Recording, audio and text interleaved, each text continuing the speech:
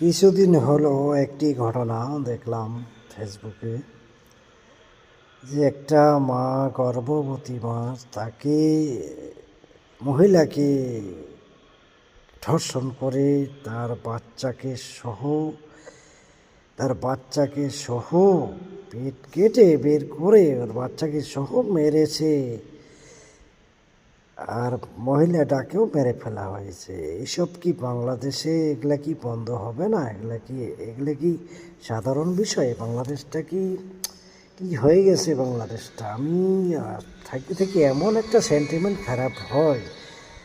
দেশে সরকার যেই থাক না কেন, আইন তোমরা ভালো করো, আইন করো, আইন করা না হলে সব এগুলো কোনো দমন করা যাবে না, কোনো বন্ধ করা যাবে না। প্রধানমন্ত্রী তারেক রহমান, আপনাকে জানাই, আপনি আইনটা ঠিক করেন। আপনি আইন দেশের জন্য কি করেছেন? আপনি তো দেখতেছি ভালো ভালো কাজগুলো করতেছেন, ভালোই লাগতেছে।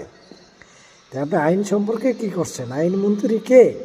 এগুলো সব বাদ দিয়ে আমাকে আইনমন্ত্রী বানান, আমি ইনশাল্লাহ দেখব আইন ব্যাপারে কঠোরভাবে আইন করা করে আমি সকলকে একবারে ঠান্ডা করে নীরব করে দেশ চালাবো।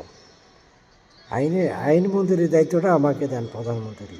আমি দেখি কে কত খারাপি করতে পারে আর কে কত দর্শন করতে পারে, আমি দেখি, বুঝছেন?